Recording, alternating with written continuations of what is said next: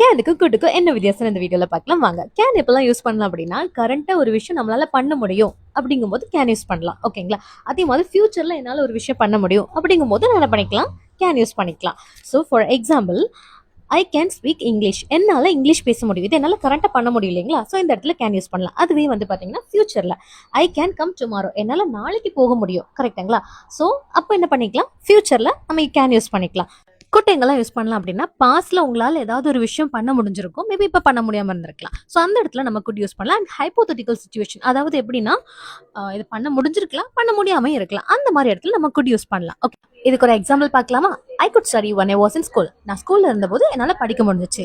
So இது வந்து பாஸ்ட்ல என்னால் பண்ண முடிஞ்ச ஒரு விஷயத்த நான் சொல்லும் போது, ஓகேங்களா? ஸோ இது வந்து ஹைப்போதெட்டிக்கல் சுச்சுவேஷன்ல எப்படி சொல்லலாம்னு பார்க்கலாம். I could speak English if I studied in English medium. So நான் இங்கிலீஷ் மீடியத்தில் படிச்சிருந்தா என்னால் இங்கிலீஷ் பேச முடிஞ்சிருக்கும். இதை நம்மளால பண்ண முடிஞ்சிருக்கலாம், முடியாமல் இருந்திருக்கலாம். இப்போ உங்களுக்கு ஒரு ஹோம்ஒர்க், என்னால் ஓட முடியும்.